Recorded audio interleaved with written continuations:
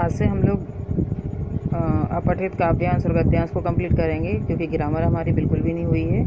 तो काव्यांश की शुरुआत करते हैं। यहाँ पर ये वीडियो के माध्यम से मैं एक काव्यांश का हिस्सा भेज रही हूँ, तो इसको आप लोगों को नोट भी करना है और इसके आंसर भी देने हैं। तो प्राइवेट बस का ड्राइवर है तो क्या हुआ, 7 साल की बच्ची का पिता भी तो है।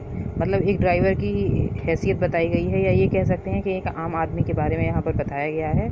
सामने गियर के ऊपर हक से लटका रखी है कांच की 4 गुलाबी चूड़ियाँ।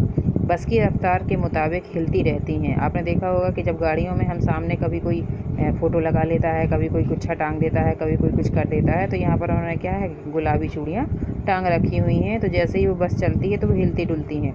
झुककर मैंने पूछ लिया, खा गया मानो झटका, अधेड़ उम्र का मुच्छर रोबीला चेहरा। आहिस्ते से बोला, हाँ साहब, लाख कहता हूँ नहीं मानती मुनिया। टांगे हुए है कई दिनों से अपनी अमानत। मतलब उनकी बच्ची ने क्या है, चूड़ियाँ वहाँ पर टांग दी थी और मना करने के बाद भी वो नहीं मानी। उन्होंने कहा भी कि यहाँ मत टांगो, लेकिन बच्ची है, उसकी जिद के आगे पापा को क्या है, हार माननी पड़ी और वो चूड़ियाँ क्या है, बस में टांग दी गई। तो किसी राहगीर ने पूछा कि आखिर ये कि क्यों टंगी हैं, तो उन्होंने बताया कि मेरी बच्ची की जिद थी कि नहीं, मुझे अपनी चूड़ियाँ यहीं पर टांगनी है। उसे कहीं ना कहीं ये लग रहा था कि ये जो चूड़ियाँ हैं यहाँ पर क्या रहेंगी, सेफ रहेंगी, सुरक्षित रहेंगी। यहाँ अब्बा की नज़रों के सामने मैं भी सोचता हूँ क्या बिगाड़ती हैं चूड़ियाँ, किस जुर्म पे हटा दूँ इनको यहाँ से। उन्होंने कहा कि अगर हटाने की ज़रूरत भी है तो क्यों है, क्या ज़रूरत है यहाँ से हटाने की, क्यों ना ये यहाँ पर टंगी रहें। तो क्वेश्चन नंबर फर्स्ट है यहाँ पर, काव्यांश में कवि किसकी चर्चा कर रहा है। तो यहाँ पर आपको लिखना है, काव्यांश में हिलती चूड़ियों को देखकर कवि ने ड्राइवर से क्या पूछा, ड्राइवर ने कवि को गुलाबी चूड़ियों के बारे में क्या बताया। इस काव्यांश का उपयुक्त शीर्षक दीजिए। तो ये आपका पहला काव्यांश है। दूसरे काव्यांश की तरफ चलते हैं।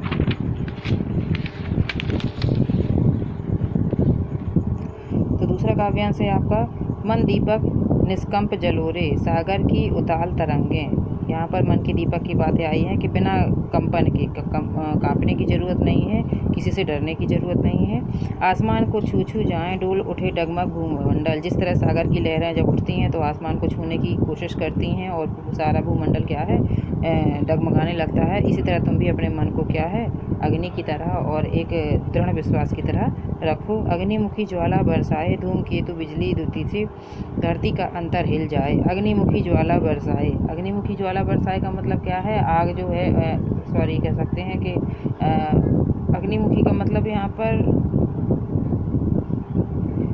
कह सकते हैं बिजली से और धूप से हो सकती है। धूमकेतु बिजली की दुध से, और जो धूमकेतु कुछ तारे वगैरह होते हैं ना, उसकी चमक से, द्युति मीन्स होता है चमक से। धरती का अंतर हिल जाए, और ज्वालामुखी जब फटता है, उसी की बात यहाँ पर आई है कि जब ज्वालामुखी फटता है तो पूरी धरती क्या है, हिल जाती है भूकंप की तरह। फिर भी तुम जहरीले फन को कालजयी बन उसे दलोरे, फिर भी तुम अपने आप को मजबूत रखो और किसी भी परिस्थिति में तुम्हें क्या है, हारने की ज़रूरत नहीं है। और काल को जीतने वाला, कालजयी का मतलब है काल को जीतने वाला, इस तरह बनो। कदम कदम पर पत्थर कांटे पैरों को छलनी कर जाएं, ये तो बहुत सरल है। कदम कदम पर मुसीबत आएंगी, कदम कदम पर परिस्थितियाँ बदलेंगी। श्रांत क्लांत करने को आतुर, क्षण क्षण में जग की बाधाएं। हमारा जो सुख चैन है, क्लांत मीन्स होता है परेशानी, या कह सकते हैं कि कष्ट, करने को आतुर, क्षण क्षण की जग की बाधाएं। पल पल में क्या है, जग की बाधाएं हमें परेशान करने आएंगी। मरण गीत आकर गा जाएं, दिवस रात आपत विपदाएं परेशानी दिन रात हमारे आसपास इर्द गिर्द घूमती रहेंगी। फिर भी तुम हिमपात तपन में बिना आह चुपचाप जलोरे, फिर भी तुम बर्फ़ जैसी तपन में, क्योंकि बर्फ़ की जो तासीर होती है वो क्या है, गर्म होती है। देखने में ज़रूर ठंडा होता है, लेकिन वास्तव में वो क्या है, गर्म होती है। तो उसी तरह क्या है, तुम भी चुपचाप जलोरे बिना किसी परिस्थिति। तो यहाँ पर व्यक्ति को कह सकते हैं कि दृढ़ होने के लिए बताया गया है। किसी परिस्थिति में हिम्मत ना हारने की बात की गई है कि हौसले को अपना बनाए रखो। तो यहाँ पर इसके क्वेश्चन हैं आपके ये, तो इसको आपको कंप्लीट करना है। ये आपका काव्यांश है। यहाँ से हम लोग अब काव्यांश गद्यांश शुरू करेंगे, तो ग्रामर का भी पार्ट हमारा कंप्लीट होना है, क्योंकि जो हमारी काव्य थी वो आपकी कंप्लीट हो चुकी है। गद्य का एक पार्ट बचा हुआ है, तो वो भी कंप्लीट कर लेंगे। Thank you.